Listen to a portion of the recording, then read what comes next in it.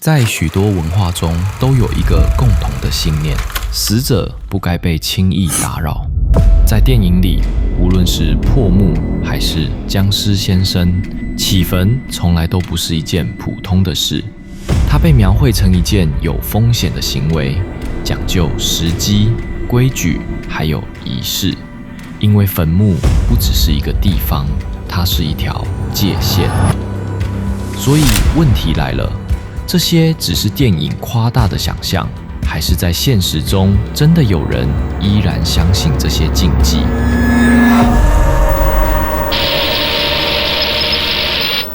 ？Hello， 大家欢迎回到零度空间。我觉得今天的话题很有意思，因为我从来没有认真想过。所以现在我们来欢迎我们的来宾 ，Life Matters 的创办人恩乐。Hello， 大家好我是恩乐 Life Matter 的创办人。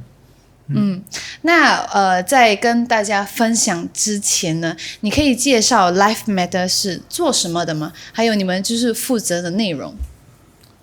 其实我就做afterlife service，including 还有 pre-plan services，殡葬业有做然后墓地、坟地、挖迁也有做我相信今天的话题大家都想了解到这个翻迁的那个process。所以其实一般人对比较熟悉的是那种殡葬服务嘛，可是起坟这个东西其实很少人在讲。那你为什么会怎么进入到这个起坟的这个行业的呢？其实我也是无意中在2024年头的时候，新加坡政府 NEA 就出了一个预告讲说他们在做这个 Phase 9的 exhumation， 就是起坟行动。那从这边我就上山做了一个短视频告诉人家怎么样去做。那也欢迎他们来咨询不知不觉的就有好多有意者受到影响的，收到政府的那些信件的来咨询then from there 就是开始了。所以是2024年开始你才2024年中的时候when 政府 announce that there's grave that need to be assumed，从那边开始我就刚好有一个土葬的 case going on，都已经去到山上了嘛，我就走去后面就看到那边有很多大布告，就告知公众说你们要来领你们要来领就是今年2026年的4月31号他们必须要去 claim 那个 remain我就那时候我就做了一个短视频咯，就告知这些可能没有收到信的。为什么？因为经过了这么久，很多人其实都已经忘记了，甚至于我们所谓的那个 OA 他的 official applicant 是谁也不知道，所以要去领也不懂怎么领，或者 official applicant 可能是大儿子啦、长子啦，可是长子也可能叮咚掉了说怎么办？就怎么领？所以我们就要 the next of kin available 去证明他是我的阿公，他是我的太公去领。So we actually have to submit a permit to get a permit from NEA office。这个是你们做的？对，不可以说要可以了，几点来我们来挖就挖，不可以。We have to submit for exhumation permit。但在这个之前，你是已经有在做这一类的东西吗？还是就是家里的人已经就是开始这个行业了，你才学到这些东西？没有，我是自创，然后有高人指点，叫我必须要进入这个行业。那么其实在12年前，我也亲自看到我自己本身的公公，在插旧港被挖迁出来，那时我也是带着好奇心去看，然后没有想到10多年后自己会踏入这个行业，不过其实政府没有告知的时候呢，是很少人会管。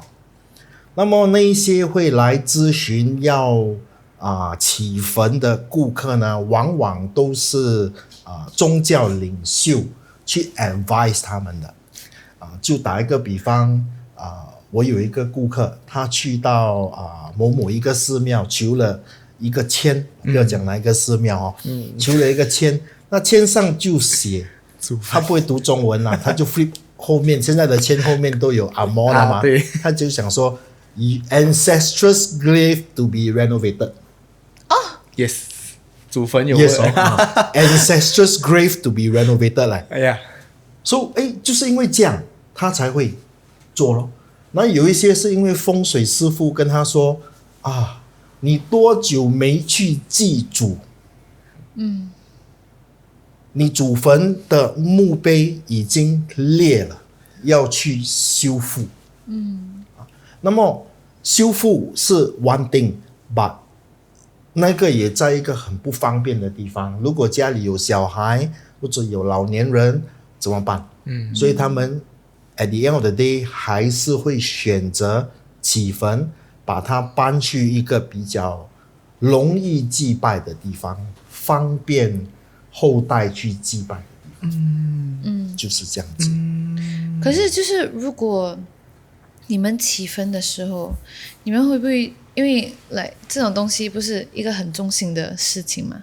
所以你们起坟的时候，有没有人就是最害怕什么？其实坦白说，有一句话我的中文不会说很清啦，不过我有听过一句话，他们说平时不做亏心事，半夜敲门也不惊。所以其实我们上去起坟的时候呢，我们是绝对不会担心我们帮忙的那一个往生者来找我们，反而我们怕的是周围就是那就是那些人，等一下，周围他讲的周围就是那种周围躺着的啦，因为我在帮他，他感恩我们就都来不及了嘛。把周围那些对不起，没有被翻到后代去祭拜的，我们所谓的孤魂，已经被遗忘的那些孤魂怎么办？所以其实我们怕的是那些嘛，不是我帮他的，他哪里可能来害我？不可能害我。家人会怕什么？家人坦白说，我有一场刚好有大概的 family of 7个人，他们去，有2个比较年轻的。年轻的他们通常会抱着一个好奇心去，哇，这边看那边看相机拿出来，这边看那边看，把老一辈的反而他们的心情会很沉重。Yes, You can see that they are very serious， 很 like 不懂要怎样，so it's like you can see the difference。年轻的你要可能因为年轻人没有那么多感情 with 那个死者，so basically 他们去那边只是要 see something， 哇 ，never see before。I'm gonna have all these photos to like you see，but which is actually not right. We feel that it's not right. But we also cannot like tell them, hey, 可以这样 is like also not right. So we just keep quiet 咯，让他们做咯。我觉得如果你们跟他讲可能没有很适合啦，拍照我觉得 OK 吧，不是吗？我不会 get offended if 就是有人来跟我讲，I'm sorry， 可能我们就是在挖的时候你尽量就是不要拍照啦，不要拍视频。Actually, you got a very important point. We did try to nowadays. We will actually 我在 share 我以前的 experience So because of course, you bring up this very important point， 就是 nowadays 我们一到了就是不要拍照就是这样咯。Yeah. Which is good. Yeah. Because 不要拍照啊。OK，it's good. So they will know 哦，不要拍照。Last time we know 嘛，他们就you know nowadays handphone is so easily accessible。对，什么都要拍照，出来就什么都要拍视频。哇，do that，他还开那个灯 Oh my ，it's like not so nice 啦。还有秃刀的没？有啊，因为我们都是晚上。哦，wait，等一下，so 大多数都是晚上凌晨12点开始。气氛。哦可是为什么是那个时间？凌晨12点开始，这个可能我们要问道长吧。But the norm is always like after the sun is down and it's always like 12 a.m. they request. 因为我们有时depending on their religious belief， 有些师父会跟我们讲，你一定要这个时间，你一定要那个时间。But most of the time is 都是 after 太阳下山。对。The earliest that I have chanced upon is 8 p.m. But most of them is 11:45, 12 start. 上次可是我第一次follow along for exhumation 是我 Oh 跟 my 着 god， 我的，你看过？对我看过，其实我就是那个在那边拍的。Oh my god， 因为那个时候The young one, sorry 我不是在讲我，他真的是央，没有，我跟你央讲，我是刚好我有一个student， 他的阿嬷要起坟，因为也是收到这个通知，所以我是最近才去的。然后收到这个通知然后过后其实我没有做过看过起坟这个东西，我在马来西亚的时候只有看过下葬，没有看过起坟，所以他就问我要不要一起去看。那我说 OK 可以，我去看。然后他也跟我讲说，如果要拍的话是 OK， 因为他们想要做成一个 memory 这样，因为。OK， 对，所以我就 OK 咯，负责在那边做那个 cameraman 啦。我就是也没有拍他的那个起的那个刹那，开的我也没有拍，也没有拍他的那个遗体，就是只是 on the process 啊，你的感想啊是什么什么这样，我就拍一点。我就说，为什么这么晚？因为他跟我讲说，他的时间是11点，我知道是通常是要太阳下山过后啦，可是这个真的很晚，他就讲说，是 NEA 给他这个 time slot。所以我就OK， so 我也是本来以为是 religious reason。That means 不是 religious 可能一般啦。通常 religious reason 的话是说太阳下山过后，因为你要起坟的话，这个毕竟是对那个他们是阴间的嘛，属于阴的，所以他都是怕那个太阳会伤到他们。所以其实你起坟啊，还是你把那个骨灰要搬去一个地方去，另外一个地方，他们通常都会有一个阳伞、一个雨伞也盖着。所以那天的话，我记得是他居然是我们弄到来已经是差不多凌晨12点多1点，然后他把他那个骨头搬去那个车上的时候，他也是有拿着一个雨伞，就象征性的去帮他挡着那个阳光这样。虽然是晚上了，可是就是我们华人真的就是很相信说这个阳不要伤害到他的这个死者。其实讲到底就是尊重他啦，尊重他啊 ，cause as less disturbance to that as possible 咯。对咯。那如果就是万一 I think 可能你有遇到过吧，就是没有人来领取那个遗体怎么来那个遗骸怎么办？如果没有人来领，我们会收住，我们有一个房间是专门让来寄放这些骨灰。I would not say the duration, but duration it can be up to 3 years. 其实新加坡的骨灰处理方式跟香港的差不多一样。就很像香港的问题是它那边没有地方放骨灰，没有地方 yes， 因为灵骨塔已经全部爆满了。所以流传人间的那些尸骨 is crazy， 每一个寿板店都是10多个 box 的100多200副骨灰在那边。所以我们的做法是，其实我们自己有一个地方是专门来收这些骨灰。But at the end of the day, maybe the next question will be， 如果真的没有来领 ，and then upon expiry or whatsoever， 怎么办？Yes. Again, in accordance to NEA 政府的法令 ，like for example， 这个 Phase 9的 exhumation project 肯定会有很多是没有人来领的。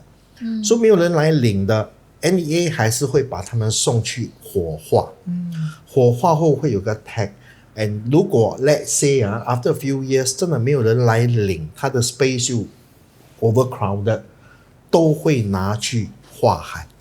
So the Singapore government way of disposing the ashes 还是会拿去化海。那就是他已经想得很妥当了，这个东西他已经勒到他的那个plan已经弄得很好。然后反而有一个东西可能有很多人不知道的，就是花海有一些顾客会问我，诶，我可以放在 East Coast 吗？我比较喜欢 East Coast Park 那有一些说我很喜欢去Sembawang Park 钓鱼West Coast 那边可以撒吗？其实是不可以新加坡2个就是那个 Changi Jetty 跟那个 Marina Bay 那边Marina Bay 的那个 Jetty 那边可以上这个船 Marina 的比较美啦Changi 的所以只有2个地方这2个地方都会去到一个地方什么地方都是同样的。So the designated area for okay. ash scattering in Singapore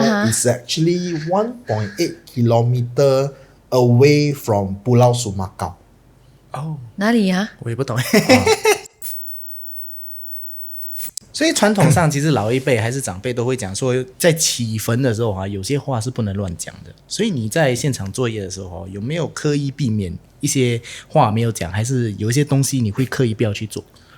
其实我们都会跟 family member 讲今天我们办的是一个祖先的起坟仪式，所以今天不要去跟祖先要求什么东西因为新加坡很出名的就是10个9个啦都会讲我要丢多多我要丢40所以 it's not the right time to ask for this kind of thing 所以我们会讲 in Hokkien we say 谢好尾就是讲好话阿公也好生前你怎么去称呼他阿公也好阿嬷也好太公也好太妈也好今天我们会跟你起你这个坟让你搬去一个更漂亮更舒适的地方我们会继续用香火伺候你就是一直跟他讲好话那翻迁就是起坟过后呢你就有桥过桥啦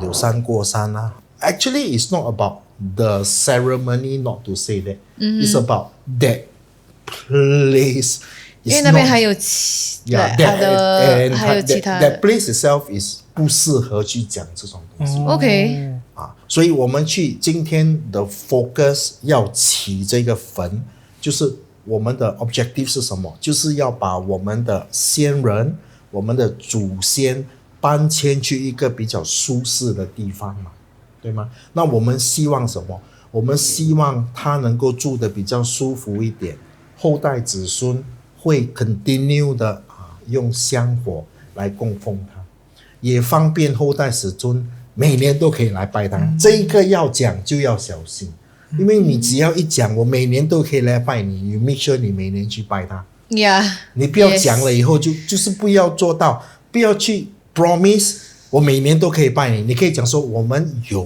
空就来拜你只要我们有能力就来拜你那你们自己呢你们在做的时候在挖的时候 once again 我会讲到的就是我们自己其实我们不怕因为我们就是在帮往生者and the only thing 我怕的就是什么我回去我上有老下有小我一定要 standardize 我自己咯 clean up myself OK then 如果那个是 hygiene purpose to make sure I don't bring any bad thing back on top of that 就是 like 有时我们会用麝榴花或者那个pomelo leaf 油hiệu sprinkle cleanse 一点这样 myself OK 就是这样是做一个安心啦那你有没有遇过那种起坟就是他一开始起坟你们就哇直接就是觉得说有点不对劲这样的了就是他现场对那个 feel 就有点怪怪这样的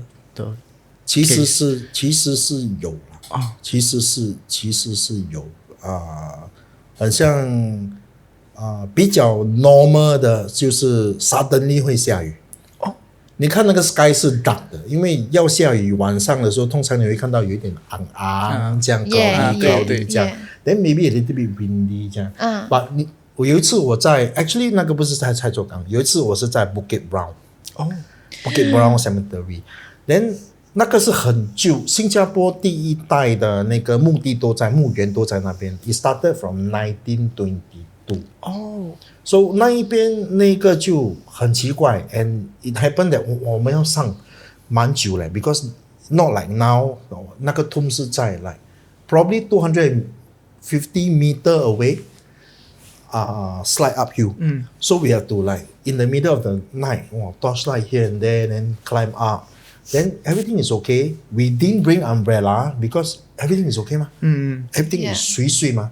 Until it's like, when we wanted to start, it's like we heard a klong klong, then everybody is like, 就突然间下雨吗？ Yeah, everybody is like, 下了 and you'll be surprised.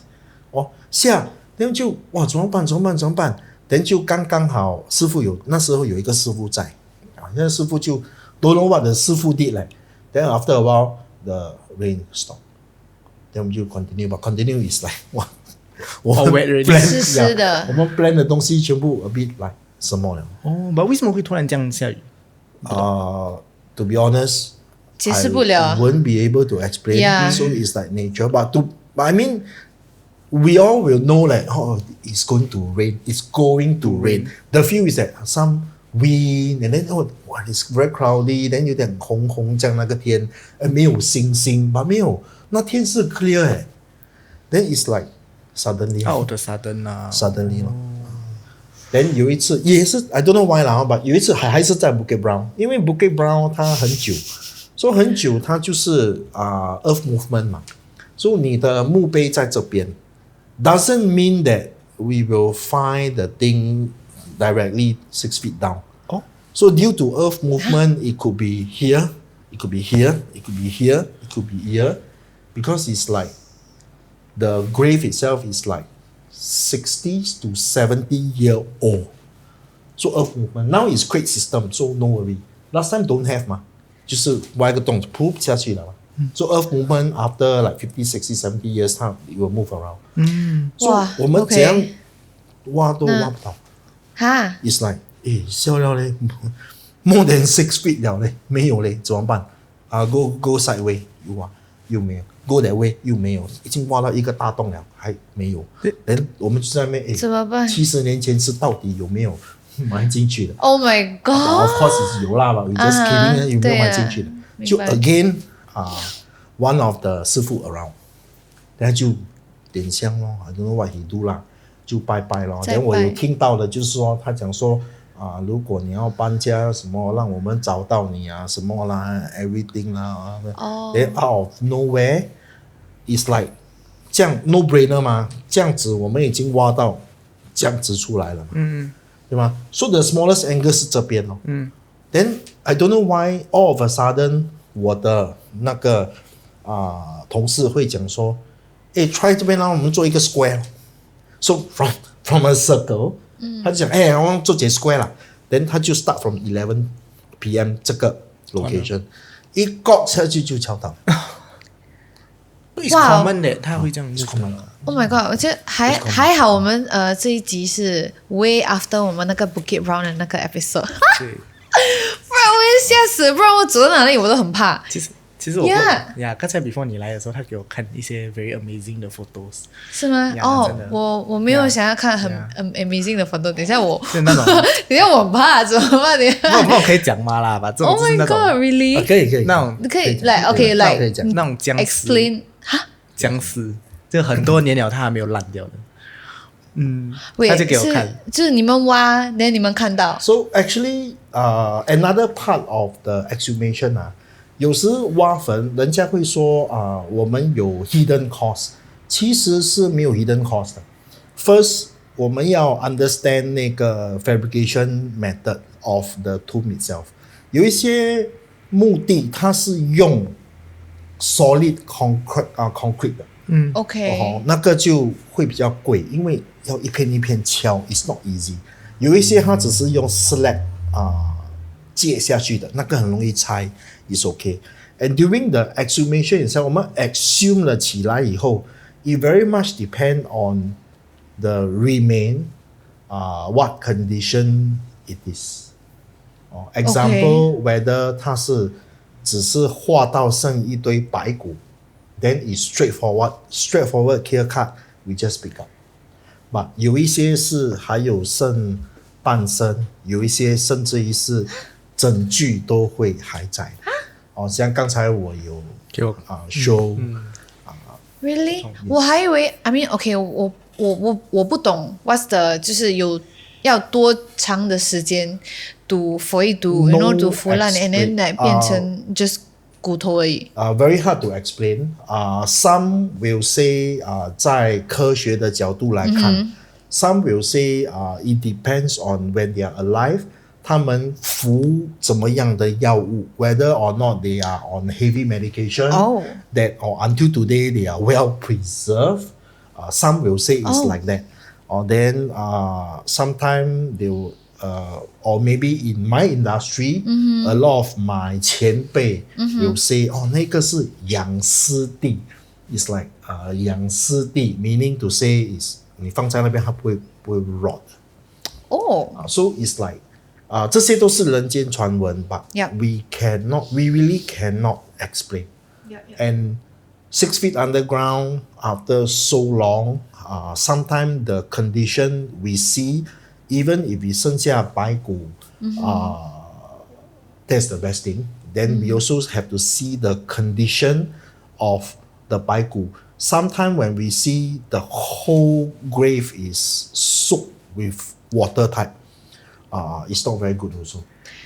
在今天我也是有一个 case 呢，就是它是 soaked with soil， 就是 there's no way to 没有办法跟它分开的，所以火化以后我们去 collect 的时候，它就是很像一堆泥土，所以这样子的情况呢，我们就会拿到很多主家会问我们很多问题啦，为什么这样？为什么这样？为什么这样？为什么这样？为什么这样？好吧 ，then 我们就要跟他讲那个 story 了，然后 depend on 这个看是否是这样，是否是这样，什么样的情况，什么样的情况会是这样，会是那样。因为每个地方都有不同的。对，所以他们通常都会叫你说去解读一下他的那个遗骸是什么意思的啦。对。那有没有什么好像 standard 的？如果是挖坟出来的会比较少，因为I would say 那个我会说的是那个 grief period 啦，那个忏悔的那个 period 已经过了嘛。Mourning period 那个那个 mourning period 那个 grief 已经 gone 了，就是 maybe 已经过了10多20年20-30年了，已经忘记了。他们现在只是要先人去住一个好的地方，that's about it，对吗？没有了，不用了。如果是新的就会就是刚刚往生了，刚刚拿去火化的，就会问你很多东西，那个也会比较 straightforward 啦，好像骨髓怎么做啦，怎么做啦。then 这一种呢，我们就可以我们把它 pack 在那个长寿瓮里面的时候呢，我们会从 lower limb 从脚的部分，慢慢 pack 到 upper limb，在上面部分，再 pack 到它的头颅跟它的那个头盖。就把它装在那个瓮里面，展示它很像在打坐的那个形象。如果是起坟出来的 remain 呢，就会比较难。因为它就会比较碎。比较碎了。其实这个是我的 personal curiosity 就有的人讲说他烧了过后会有有的人有那个舍利子你有没有遇过？我坦白讲啦，新加坡我也曾经做过，其实2年前我做个99岁的老太夫人，我们有看到舍利花。就开花了。舍利花在她的骨髓里面轻轻的一片一片的舍利花，还没有看到舍利子。可是他不会，通常这样的话就他的意思，我看他真的是真的是很好心的一个老太夫人来的他的丧礼也是做到非常好看。那有几个善堂还70-80个人都下来跟他敬礼，然后出殡当天也是很大场，就是他就是子孙满堂。然后真的是每一个来的都是舍不得他的。所以捡骨当天我的同事跟我都在场了。I think 我还有照片都在场了。然后他们就 explain 他就拿 one of 他的 granddaughter，他的小孙女就问，那个 green color 那个青色是什么来的？然后我同事就说这个好东西，什么舍利花。哇哦，一点很像翡翠这样的颜色，在他的骨髓里面。哇哦，翡翠的颜色就是 it's not like 它不是很浅的青哦，它是它真的很 emerald 像 green 啊。对，很像翡翠这样，很轻的那种青。哦，因为我看，曾经我有看过，就是他们讲说是猞猁花啦，结果我看它的那个好像那个 popcorn 这样啊，你知道吗？ popcorn 就是一个，因为它其实是那个骨头松了，然后就有动啦 ，fibrous bone 这样吧。他讲那个看起来很像花，他跟我讲说这个是猞猁花，没有，它真的很像popcorn，你就吧，是不是金色的？不是，它是在骨髓，它是在你的骨你的 bone， 它是雕在那个雕讲雕啊，它是在那个 bone， 它不是 separate 的。哦，它不是 separate， 它不是 separate 的啊，就是它刚好在它大骨下面，它裂去嘛。所以你可以看到，很像我们讲骨髓啊，有那些喜欢吃独狼的，你们就懂什么是骨髓啊。我不敢吃啊。所以这个猞猁花不敢吃，假了有卖独狼的人要找我算账。它就是在那个骨髓里面那个猞猁花。所以舍利子呢是 confirm 有听过，从来没有看过。除非那个如果有舍利子，我忘了他是什么人啊。很有趣的哦。把舍利花就有99岁，我还记得。哇哦，99岁。那就是做这种起坟的工作的时候，来，你们有没有遇过，就是家人们他们会就是要固定来，哎，你可以帮我来固定的仪式吗？帮我请这个，帮我请，是有的吗？肯定会有。对，那时辰就是日子啊，这些都是要选啊。因为他刚才讲那个 NEA 跟他讲那个 slot 11点，对，这位 to add on 怎么办 ？to add on 呢，肯定会有，因为有一些师傅对 NEA 的这个挖坟的 exercise 不够了解，所以在这样子的情况之下呢，他就会跟家属讲，哦，我算到了，你家里有属鸡的，有属什么的，你要这个 date 那个 date， 这个日期那个日期，要几点吧。当他们了解过后，他们就不会了，因为我说对不起老板们，如果在我的控制范围内能够做到的，我绝对不会说不行的。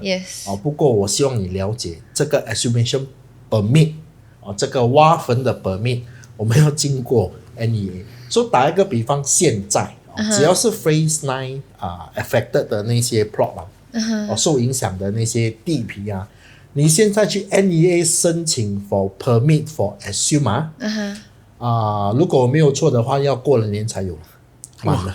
OK is full。 OK full。那就是我可以选时间吗？I mean 我真的不懂，我可以去那个，就是这个 date，它有那个 time slot 在那边。人家我不是去算那个时辰日子，连我就自己去，真的是没有办法，所以师傅就比较flexible， 就是比较变通就是不可以，不用紧上来以后他才做多一个仪式去弥补这个时间的差距。对this is what we get 啦，你可以confirm，就是因为有时是我们真的没有办法控制嘛，就是打一个比方，很多师傅都会讲，或者很多人都会 believe 都会相信说，葬在那边家里没有事，搬来做什么？也很多师傅会讲说，不要搬，你没有事情，你搬来做什么？你儿子现在这么好，你搬来做什么？他做大官了，你还搬来做什么？可是我们都是新加坡人，15年就是15年，15年就是要上来，所以那个是没有办法。其实现在也是很少，就是你看他 NEA 如果给你一个11点、12点的 time slot 的话，我是没有遇过说有一个师傅会在那个时间下去帮你念经的，所以通常如果他们要做，我们要起坟之前要做一个破土嘛。你看香港的那种电影，通常就是动土都是先帮你念经他直接就起，所以他就会拿一个有做兵的就懂，他就会拿一个章钩他念完了，他就会拿一个章钩，砰这样破。就在那边。对，可是现在它不是，如果它11点的话，它可能下午太阳下山过后6、7点这样，他跟你做破土，那个破土动土，做完了过后，他晚上的时候他再来挖了，反正那个时候那师傅就已经走了。破土呢，我们可以根据师傅的要求，date，可是动土as in去捡骨不行，一定要根据 NEA 的那个 date。But of course， 如果我们预先去做，打一个比方，我是那种，其实我是怕输的啦，我相信我们新加坡人都会比较怕输啦，所以打一个比方我现在要 book for 6月的，6月就 open 嘛， OK，所以我可以跟我的师傅讲，诶，6月就 open 嘛。所以新加坡人虽然是给他书，我们会 pre-book in advance， 往往都是在机票。这种东西他们不会去这样做。这种东西呢，又是另外一面的，就是肚子痛才去找 toilet。所以你肚子痛才去找 toilet 啦，你就没有那个 choice 咯，你没有那个选择这么多咯，就是人家不要。example 大年初一现在我有，谁要去做？2月17号大年初一有2个 slot， 有人要吗？你要快啊，我最快，有啊，你要我挤给你吗？有啊，几时啊？2月17号，可以哦。讲一下，那个不是大年初一咯，可以不要吗？为什么这一次会这么赶？因为其实有很多人都在赶立春之前，对，因为立春过年之前，冬至之前我们赶一场，然后过了冬至就没有了，每个人就是去找圣诞老人啊，连等下New Year countdown了啦，就没有了。所以其实新加坡人是蛮在乎风水。其实我们华人都是，还是我们说我道教徒来讲，都是追求一个东西，讲说入土为安呐、就讲说如果一个人去世了过后，还是最重要是在埋在土下面。可是因为你知道新加坡没有办法，最多15年，因为没有地方啊。对，所以其实我上次去他的 Columbarium 的时候，我就蛮爽的。你知道他的 Columbarium 的那个骨灰可以坐电梯的嘞，就是他的那个骨灰可以坐电梯，不是人可以坐电梯呀。他因为他是全部，他是一个 niche 一个 niche， 把他的 niche 是可以坐天梯 go underground， then 葬在 underground 的， then 你要看他的时候，他就会跟你 transport 起来 ，which is super high tech by the way。我看到的时候我就it solve 的入土为安的东西 ，but at the same time also provide comfort for the living people as well 啦。所以我就this is 很 new 的一个 concept 咯，很 interesting。那个也是一个很大的 reason 啊，原因为什么我会找这个公司来做我的大金主，我的大 supporter，因为我自己本身在跟我父母亲找这个福位，人就觉得这个就是我要的吗？就是试着入土为安嘛，然后就从头不可以接受，因为他们很先进化，我就说可以吗？到最后问了几个风水师，我甚至于还没有跟他们合作的时候，带了我自己的风水师傅过去。我的风水师傅一过去，他就看，是这个地点其实是在龙穴之中。然后我就这样 first good 了啊。then 一搭进去，不会感到阴森森的感觉，因为它磁场调和到很漂亮。就是阴间人他有阴间地啊，阳间人有阳间地，你不会怕。好处就是你可以带小孩子去。unlike traditional 的，很像我挖这么多坟，从来都没有一个低过6岁的小孩子敢去的。因为每个都或者去祭祖也不敢带太小的小孩子去。对因为他们怕被冲掉啦、冲到啦，等一下等主睡不着啦，所以我们都不做这种东西。然后去到那边，没有这样的感觉，那感觉就是，这边是放骨灰的咩？不是嘞，才从那边才了解到，原来这个地方，它虽然先进化，不过它还是照着阴宅风水学中的好坟信仰来规划。那你就是讲到风水对吗？有没有就是可能你们已经有一个 slot 了 ，for example， 可能是明天的10点，连突然间那个家人就跟你讲了，师傅可能明天可以不要吗？因为我觉得那个风水不好。有没有因为就是风水而延迟那个就是气氛？其实做这行呢，这个我就要为我这行的人说一点话。OK， 他们都喜欢听的。我们做这一行最怕的是什么？七大姑八大姨在后面讲话。OK。所以当你们在用到这服务的时候呢，你们聘请的这一个殡葬业主来帮你们做，或者这个挖坟的人帮你们做，你们就全听他们跟你们解释的过程。千万不要去听七大姑八大姨给你的那种意见。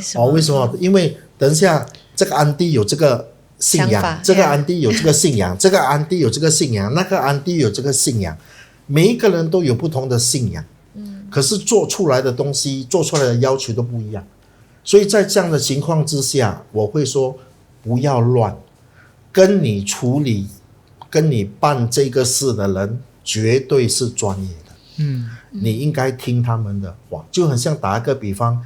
我有事情，我去找风水师傅，我就要相信我风水师傅。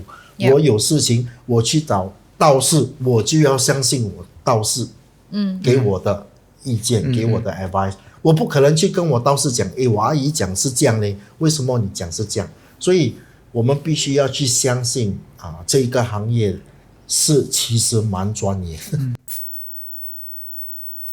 那我想问，就是你们放工之后，你们起坟的时候，你们全部做完自己的东西的时候，你们会不会就是 cleanse， 还是你们怎么 cleanse？ 会去拜拜吗？还是直接只用那个 pomelo leaf 而已？还是最基本的就是那个柚子叶或者麝硫花叶，那比较怕输一点的我们就会去一个寺庙转一圈再回家。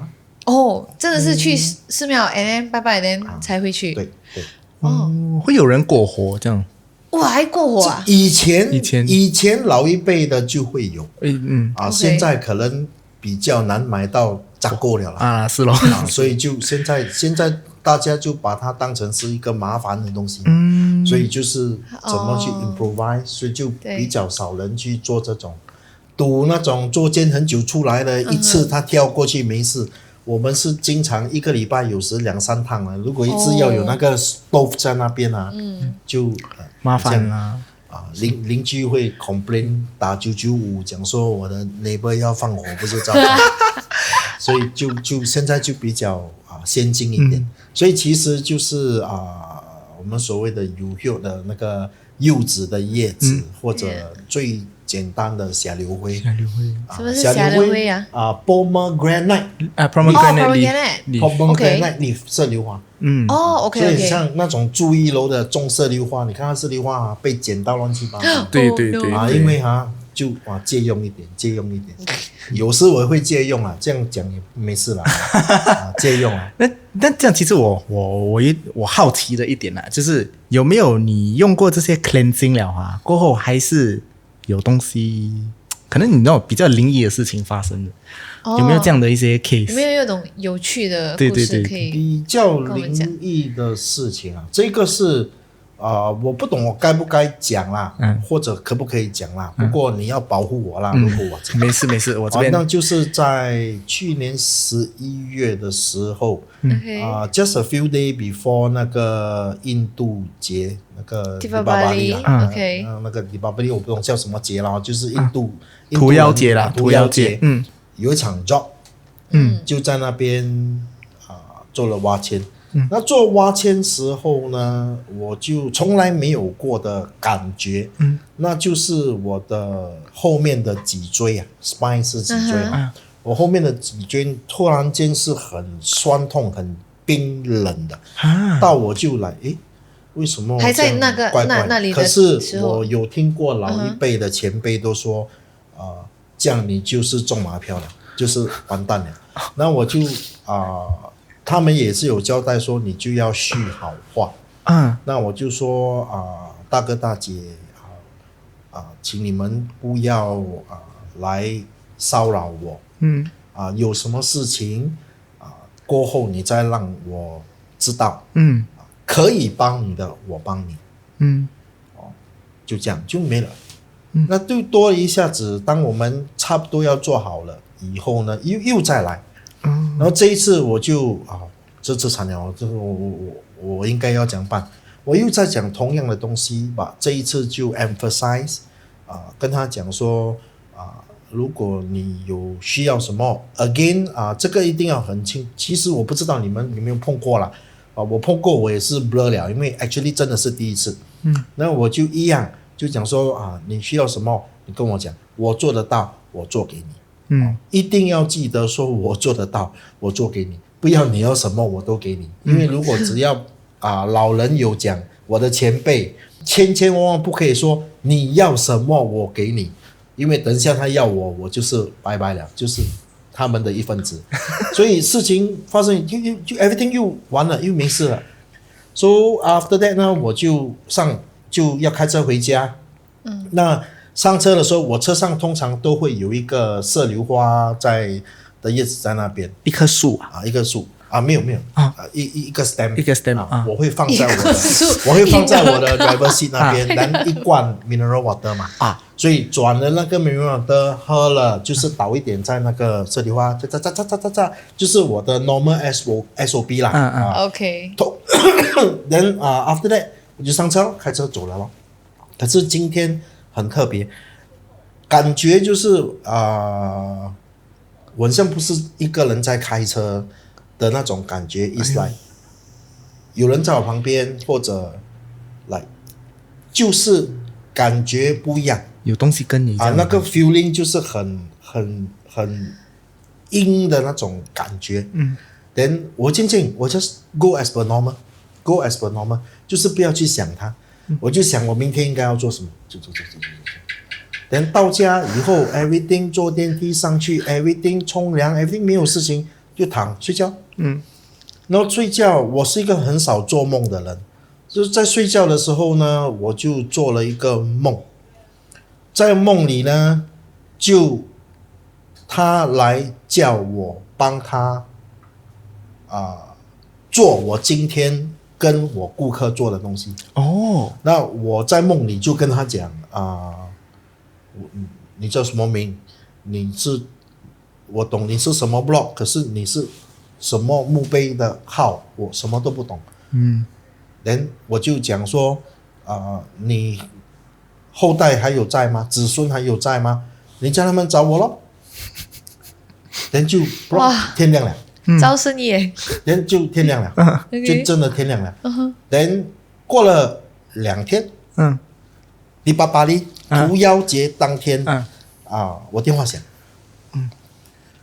就突然间他电话响，他们就问我，你是挖坟的吗？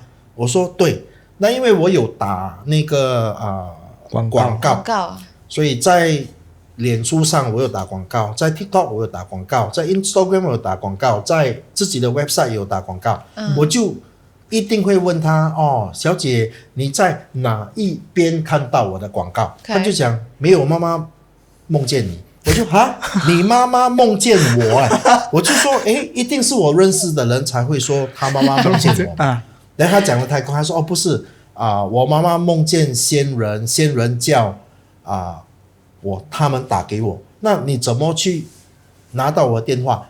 他就说他去问谷歌，他去谷歌 for 那个迁坟挖坟的迁坟就是grave exhumation Singapore，他就看到我，那我就说奇怪嘞，我不是那种大公司，我不可能花几千块去打一个广告，我在谷歌的 position 可能是在倍数倍区的那种，你一谷歌你不可能会看到我是在第一个的，所以这个对我来说是一个问号。没事，到最后呢 OK 咯，就讲了价钱，因为那块地皮我也做了好多例，所以我大概懂那边的价格是在哪里，不会跑多远。那我就报了价格，他们就 OK 就上去。那报了价格 OK， 我要去 double confirm 嘛。通常我们接到了一个 job， 然后给他一个估价以后呢，我们会到现场去confirm 确定我们给的那个估价是对的，是正确的，然后比较好跟主家解释。那去到那个墓地的时候呢，通常我们会看到什么？那就是那张照片。那当我看到那个照片的时候呢，我坦白说，我的毛孔是站到完，因为那一张照片呢，跟我在梦里看到的那个是一样的。他真的是来找你耶！其实我到今这个东西很 recent， 就是在2-3个月前吧，去年对吧？在2-3个月前吧，所以我就是到今天我还不能够解释那是巧合吗？还是没有，我觉得他真的是来找你，因为你跟他讲来，你有什么事我可以帮，我可以帮你再跟我讲，所以 maybe 你讲你感觉到有人跟住你回家，就是他跟你回家，对，他就是进你的梦里跟你讲嘞 ，help me， 哇 ，Oh my god， 那这样哇很悬耶，这个东西真的太，有时候你讲巧合也太巧了吧？这个东西对，就是解释不了，解释不了。但是我觉得就是真的是有些事情，来这个真的是解释不了。But 你看得到的那个照片，真的是你梦里的那个一模一样。也是做了一件好事啊。其实这个不是说什么鬼故事啦，只 Yeah 是说一个我无法解去释，解释的一个经历。当然我希望我越多这样越好啦，那就这么一次。啊，等一下你我做了这么久，就这么一次。等一下你这样讲了，等一下回家你又做一个梦，我可以 double confirm、triple confirm，我就 every time confirm， 我就多一个 case， 我真的是不介意的嘛。Of course， 是啊，对吗？是所以嘛问题就是没有，就是一次啊我做了这么多，那种很 extreme 的也是有做过，就是没有，真的就是没有，就是没有，就是那一次我真的没有办法解释。And 那个脊椎那边是轮到你来，你的两个脚都没有力的那种，it's like I don't know， 我不懂怎样 explain 哦，就是 the feeling is like， 你像变一个 handicap 这样。阴前气。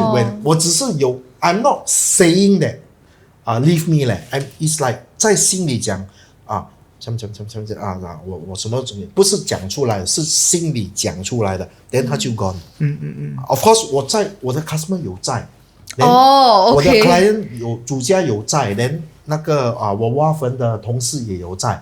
我不可能讲出来嘛 Yeah 卖了你想我不可能这样讲 Yeah 所以就是心里讲出来，但他就 gone， 我就以为 then the first time 我是以为是不是我有什么病，还是OK 假了我的东西发作了，还是你没有想到是那个嘛，对，再来我就在想 deeper 就应该是那个了，因为有听前辈老一辈的同行讲过，如果你中这样的事情，你应该怎样。所以 the second time 他来的时候，我才懂怎样跟他来。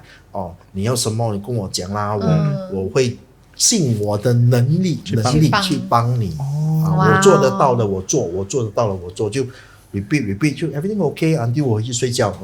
我很少做梦的，那天就是做一个这样的梦。哇哦，我觉得很温馨嘞，对，你的这个。你的故事其实不恐怖不恐怖。 No, it's not meant to be 恐怖啦 Yes. but it's really something that like I really cannot， 我没有办法去解释，没有办法解释的。那在我们做结尾之前呢，我想问，就是你认为大众对起坟的这件事有什么误解吗？误解方面，我倒觉得没有，不过他们会觉得没有这个必要。until 政府来赶，他们才来做。所以我是觉得说，我们都是华人嘛，对吗？那么我们的祖先5000年传承下来的历史，祭祖其实是很重要的，所以能够早做就尽量的去早做。我要强调的就是，不要等到政府赶的时候才来手忙脚乱。那个是重点。华人也有一句话，那就是祖先葬得好，后代子孙就会带好。所以我希望这一些祖先传承下来的词语都会被保留下去了。所以很像我认识很多比较年轻的顾客。他们都会来问我，哪一间庙比较好拜啊？哪一个佛比较灵验啊？我去拜那个可以讲名字二个峰，我会中马票吗？我去 casino 可以 double up、triple up 吗？那我就觉得说，可以的话，去回想一下祖先的重要性，有去祭拜到祖先吗？那如果父母在生的，有去尽孝嘛，我觉得那个会比较重要通常我都会跟那些来问我哪一个神好，哪一个庙好，都会来跟他们讲这个东西 ，which 我自己本身觉得是很 OK。其实我是一个很叛逆、很不孝的孩子，在我年轻的时候，然后直到现在我才懂得怎么去孝敬我父母。and 我也觉得我很 OK。自从我改了以后，我会比较顺一点，真的会比较顺一点所以花什么钱找什么师傅改什么命，先问自己有没有对父母尽责尽孝，有没有去祭拜祖先。所以你们都听到了哈，他的这个真的说得很好。所以今天我们真的很谢谢恩乐来跟我们分享这个起坟的这整个过程，还有你遇到的一些经历，所以也很感谢你分享最后的这个大智慧给我们呢，给我们的观众也是，所以谢谢你。没事。所以就像恩乐说的，我们要去了解起坟的这一回事是什么 ，OK？ 还有呢，要去孝顺父母，要祭拜祖先，就做好自己的本分就够了 ，OK？ 不要去问什么哪一个庙比较好啊，可能可以种佛地这种东西。最重要是不要忘根啊 ，yes， 不要忘根就对了。对 ，OK， 所以谢谢。那我们谢谢恩乐，谢谢，拜拜。但在之前记得要点赞、收藏，还有开启小铃铛。拜。